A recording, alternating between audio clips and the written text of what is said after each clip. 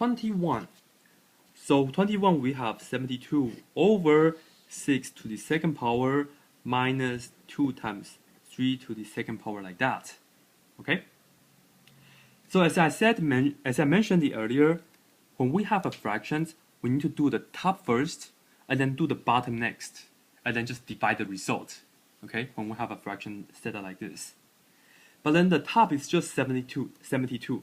So there's nothing else that we can do. Just bring down the 72. But then for the bottom, let me just put it on the side right here. Okay, so the bottom number,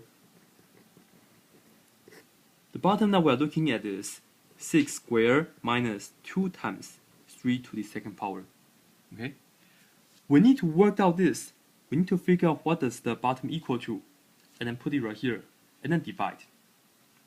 Here we have exponents, subtractions, and multiplications. And as I mentioned earlier, you can look at subtraction as like a separator. So we can just look at this as one part, and then look at this as the next part. And later on, when we learn algebra, you will see that we will say this is like two terms. This calculation has two terms. Okay, so for the first part, if we just look at this, 6 to the second power, that's equal to 36. Okay, and then minus, let's look at the second part. For the second part, we see we have multiplications and exponents. We need to work out what exponent is. We need to work out the exponent first. Okay, what's 3 to the second power first? And 3 to the second power means 3 times 3, which is equal to 9. 3 to the second power is equal to 9. And then bring down the 2. And don't forget the multiplication dot. Okay? So that's my first step. And then that's the subtraction and multiplications. We do multiplication first. 2 times 9 is equal to 18. So this is equal to 18. And then bring down the 36. And then bring down the subtraction. 36 minus 18 is also equal to 18. So the bottom becomes just 18 after we did all the calculations. And we are going to put this back here. So here we have 72 over 18. And again, when we have a fraction bar like this, this just means 72 divided by 18. And you can approach this question two ways. The first way is you can reduce fractions, or the second way is you can do long division to divide. Okay, so let me do long division in this case. I want to do 72. Okay, the number on the top goes inside, and the number on the bottom goes outside. And then you need to ask yourself, how many times does 18 goes into 72? And 18 goes into 72 4 times, exactly 4 times. Okay, and you can do the calculations right here on the side, just to make sure. Let's put down 18 times 4. 4 times 8 is 32. Then put down 2 here, and then put down a 3 right there. 4 times 8 is equal to 32. And then 4 times 1 is equal to 4, plus 3 is equal to 7. So 4 times 18 is equal to 72. And when you subtract, you get 0. No remainders. And therefore, 72 over 18 is equal to 4. Okay, that's it. Number 24.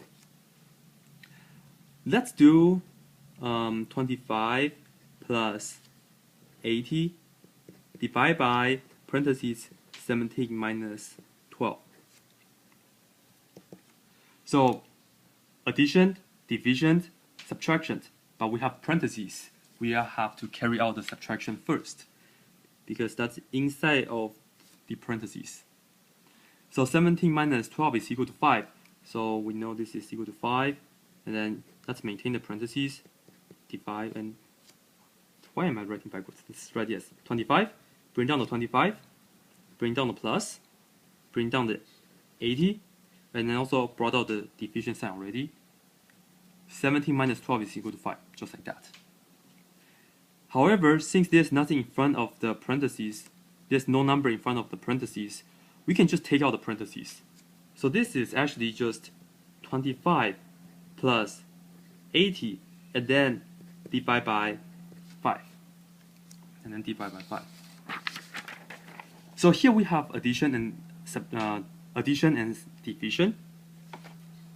Division is above addition. Division is above addition. So we are going to divide first. So we need to work out 80 divided by 5. Okay.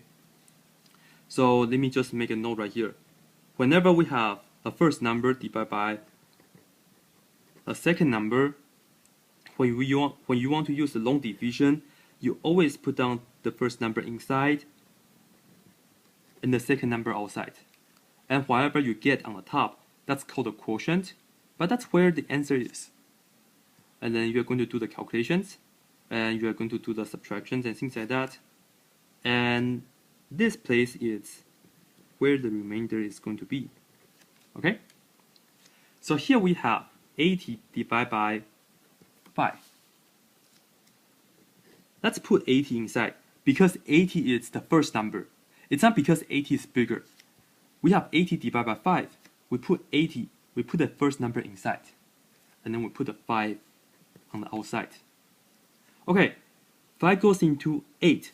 Since 5 only have one digit, that's why I'm just comparing the 5 and the 8. 5 goes into 8 one time, so let's put down the 1 right there. 1 times 5 is equal to 5. And then we're going to subtract.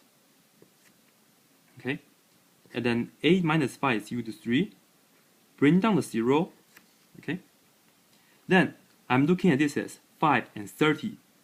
5 goes into 30 6 times, because 6 times 5 is equal to 30. And again, when you subtract, you get 0. That's supposed to be a subtraction. Okay, if the remainder is 0, we are done. That's the answer. So let's get back to here. Bring down the 25. Bring down the addition sign. 80 divided by 5 is equal to 16. Then we just need to work out 25 plus 16. Maybe I can just show you guys one more time the scratch work. So 5 plus 6 is 11. Let me put down 1 over there, 1 over there. That's my 11. And then 1 plus 2 plus 1 is equal to 4. Okay, so the answer is 41. And hopefully the answer is right there, and the 41 is right here.